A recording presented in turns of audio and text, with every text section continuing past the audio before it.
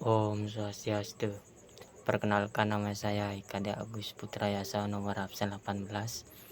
Di sini saya akan menjelaskan tentang artikel. Artikel merupakan jenis tulisan yang berisi gagasan, pendapat atau pikiran dan kritik terhadap sesuatu persoalan yang berkembang di suatu masyarakat. Ciri-ciri artikel: yang pertama, isi tulisan artikel yang berisi tentang fakta. Yang kedua, bersifat faktual dan informatif.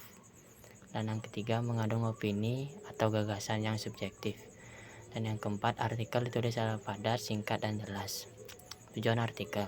Nah, tujuan artikel ini yang pertama ada tujuan menurut sudut pandang penulis artikel, yang dimana ada sarana untuk menyampaikan gagasan, sarana publikasi hasil pemikiran secara ilmiah. Dan yang kedua ada tujuan menurut sudut pandang yang sang pembaca artikel. Yang pertama itu ada sarana pendapatan, pengetahuan, dan informasi. Dan yang kedua sarana untuk mengedukasi. Ada struktur artikel. Yang pertama itu ada pernyataan pendapat atau tesis. Nah, bagian ini berisi sebagai pembukaan dari suatu artikel. Yang kedua, argumentasi. Nah, argumentasi ini tentang menjelaskan tentang pendapat atau pandangan. Dan yang ketiga ada pernyataan ulang pendapat.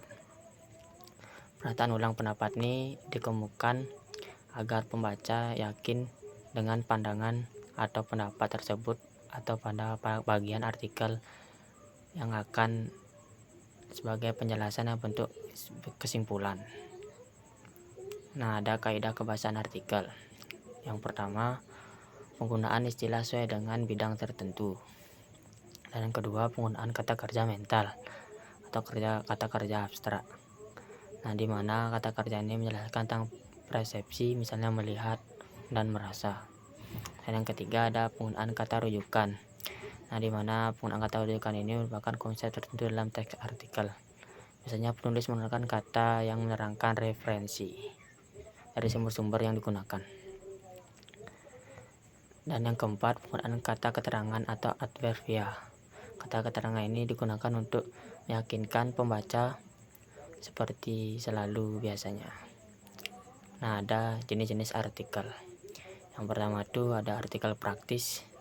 Nah, artikel praktis ini merupakan artikel yang mengutamakan keterampilan. Nah, contohnya itu seperti cara membuat nasi goreng. Nah, yang kedua itu ada artikel ringan. Artikel ini membahas tentang masalah yang ringan dan nggak butuh pemahaman yang mendalam. Dan yang ketiga itu ada artikel opini.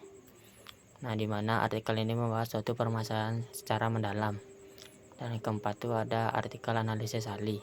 Jadi artikel ini dikatakan untuk artikel yang paling serius. Nah, contohnya itu seperti membuat skripsi. Sumber pembuatan artikel. Nah, yang pertama itu ada artikel atau jurnal ilmiah, seminar, tesis, buku, media, atau internet. Nah, di sini saya akan menjelaskan tentang fakta dan opini. Pertama itu fakta. Fakta merupakan kenyataan atau peristiwa yang benar-benar terjadi. Ciri-ciri kalimat fakta itu yang pertama dapat dibuktikan kebenarannya, mempunyai data yang akurat. Ketiga, dikumpulkan dari narasumber yang terpercaya. Dan yang keempat, bersifat subjektif. Nah, jenis-jenis kalimat fakta itu yang pertama ada fakta umum dan fakta khusus. Nah, fakta umum itu merupakan kalimat fakta yang kebenarannya itu berlaku sementara, selamanya atau sepanjang zaman. Contohnya itu matahari terbit di sebelah timur dan terbenam sebelah barat. Nah, yang kedua itu ada fakta khusus. Kalimat fakta khusus ini merupakan kalimat fakta yang kebenarannya itu hanya berlaku sementara atau kurang waktu tertentu. Nah, contohnya itu seperti terjadinya COVID-19. Nah, sekarang saya akan menjelaskan tentang opini. Opini adalah pendapat, pikiran, atau pendirian seseorang terhadap sesuatu. Ciri-ciri kalimat opini itu yang pertama tidak memiliki narasumber, yang kedua bersifat subjektif, yang ketiga berisi pendapat tentang peristiwa yang terjadi. Jenis kalimat opini itu ada dua. Yang pertama opini perseorangan atau individu, dan yang kedua opini umum. Opini perseorangan atau individu itu kalimat opini yang gagasan atau pendapat atau gagasannya itu dikemukakan oleh satu individu. Contohnya itu seperti mungkin nanti sore akan turun hujan.